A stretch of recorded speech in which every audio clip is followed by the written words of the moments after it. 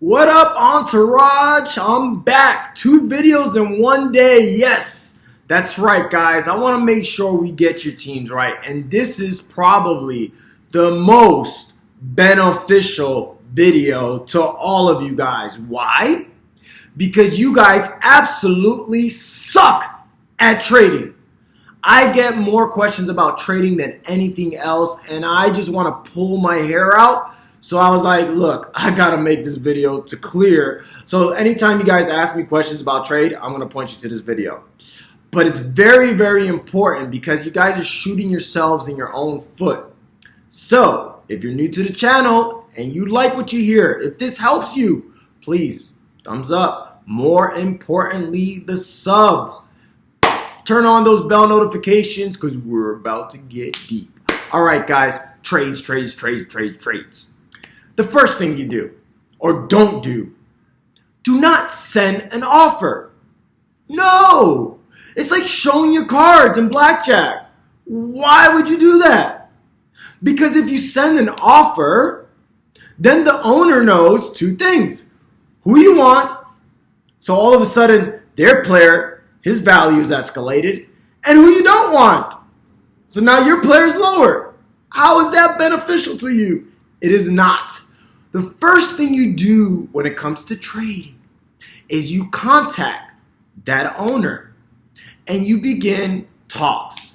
First, see if they're even looking to trade. Then find out what they're looking to trade. The perfect remedy is if you take, let's say you want to get rid of Sony Michel, right? You know, Sony Michel is horrible. So you want to go to the owner, but you first have to realize it's not about, okay, I want to trade to Sony Michel. Because I get that question a lot. It's like, okay, who should I trade Sony Michel for? You have to gauge his value, which right now is probably low. But anyway, you have to gauge his value, and every league is different. And I always go by the saying, one man's trash is another man's treasure. So one owner might be, oh, Sony Michel. Another owner might be, oh, man, he had a bad game. I'm going to pounce on him. You have to gauge that interest, but you also have to know, what am I looking to get? What am I looking to do to improve my team? Are you just trying to get rid of Sony Michel just to get rid of him? I mean, that's fine, but you should try to trade him. Maybe it's not a one-on-one deal. Okay, maybe you need to package him with someone else so you can upgrade at a position, because that should be the ultimate goal at the end of the day. You should be looking to upgrade a position. Usually a running back, a lot of times receiver. But a lot of you guys, I have a saying that goes too. If you don't have 6 running backs, you don't have any.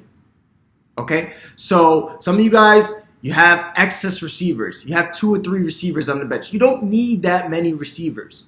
You need like 2 top-tier receivers, you know, like your Adams, your Hopkins, one of those guys, and then, you know, your Cooper Kupps, your Tyler Boyds, another solid guy.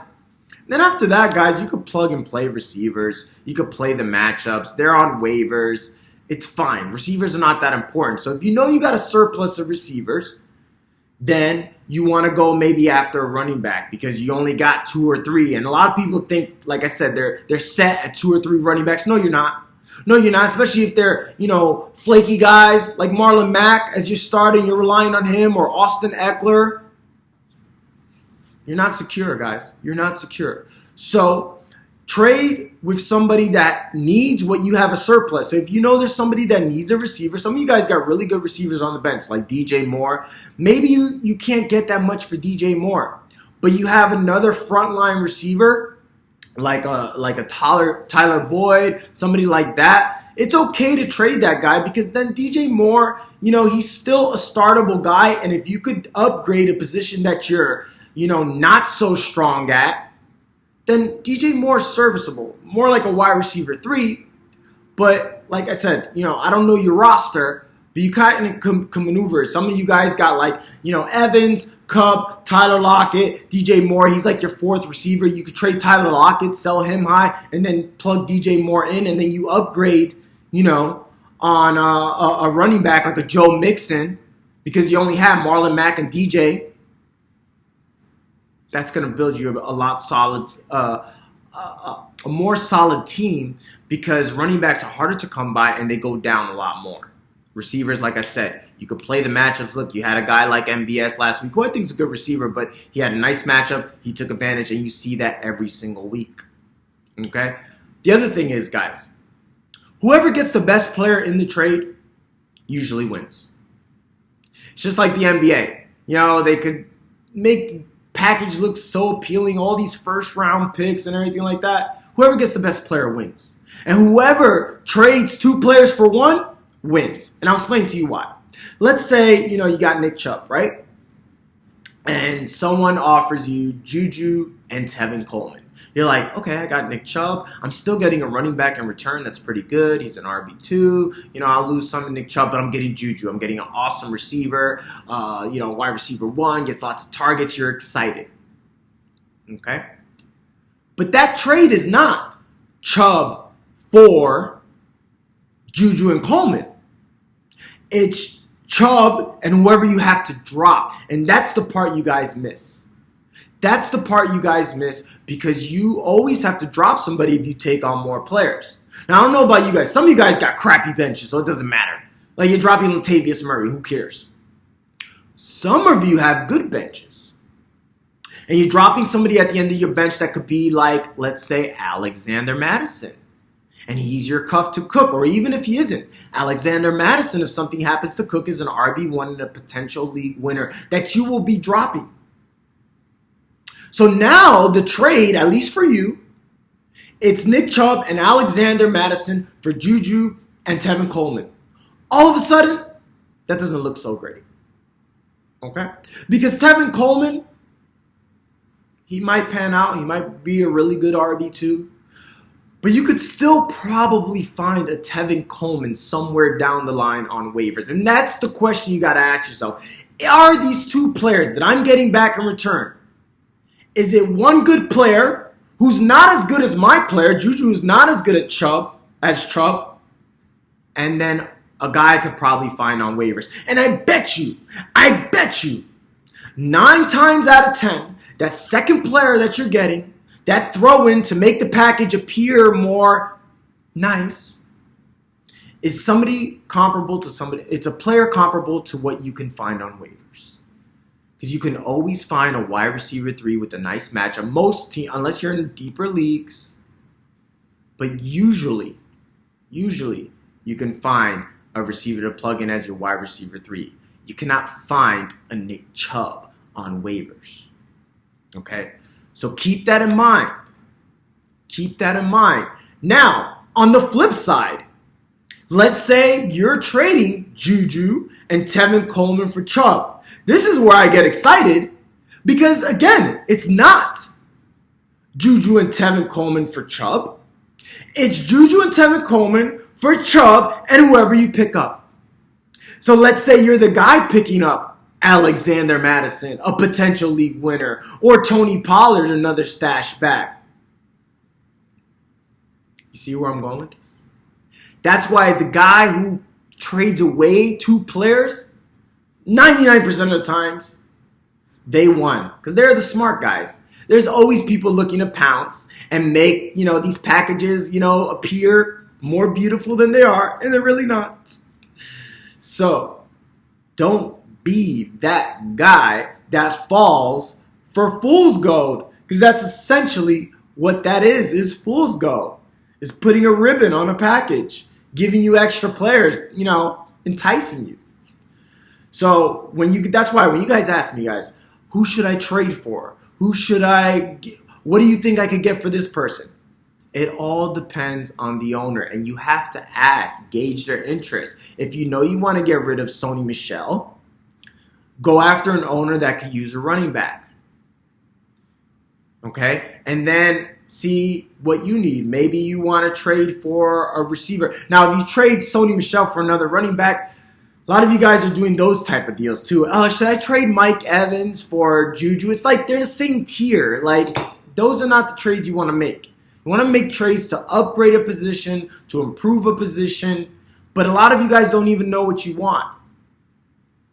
So going back to that Sony Michel deal, Hey, it looks like you could use a running back. I could use a receiver. What do you think, Sony Michel, for MVS? If Sony Michel is your bench player, likely go after one of his bench players, one of his surplus positions. It might be wide receiver because a lot of people, that's the position they have. But maybe your surplus is tight end. So you got, you drafted Kelsey early and you got Waller. That's a great place to be. Whoever gives you most value. If it's Kelsey, Waller could be your starter. Same thing. If you drafted Mahomes and then you got Lamar Jackson, you don't need both of those.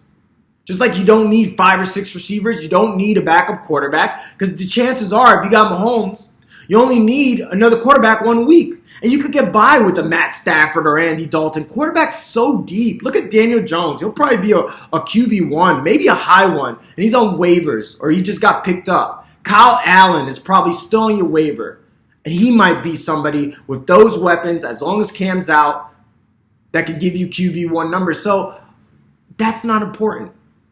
But you have to know your team. You have to know what you want. You have to know your direction. And then you have to find out what that owner wants, not what you want.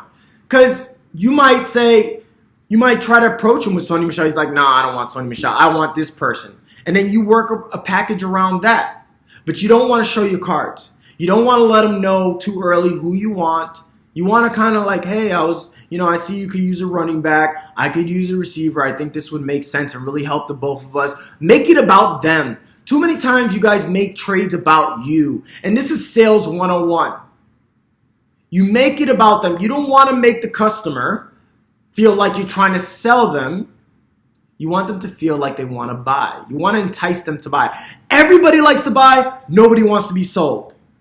If you make it about them, hey, I think this is a deal that could really help you guys out. Sony Michel, I know he had a bad week or whatever. And you don't have to say Sony Michel off the back. You don't tell people who you're selling off the back, just like you don't let them know who you want off the back. Be like, hey, I'm looking for a receiver. And ask the right questions. Ask as many questions as you need so you can give them an enticing deal. Say, who do you value more? Give them a couple options. Do you value DJ more or less? Or MVS. And then you have to decide, who do you like more? Is DJ Moore and MVS more or less the same tier for you? Then go whoever's lower. You know what I'm saying? So you're making it easier for them to give up that player. Gauge to see who they value more. Maybe the player you really want is MVS and they value them more. But if you right off the back say, hey, I want MVS, he's going to be like, whoa, why does he want my MVS? You could have DJ Moore. So gauge. It's all about asking the right questions, making it about them, and not showing your cards. Hold that back. If you want to sell Michelle, start talking to people, but don't, some people put them on the trading block, things like that. No. So never send an offer. Always talk to the owner first, and then work a deal around what they want. You're still going to get what you want.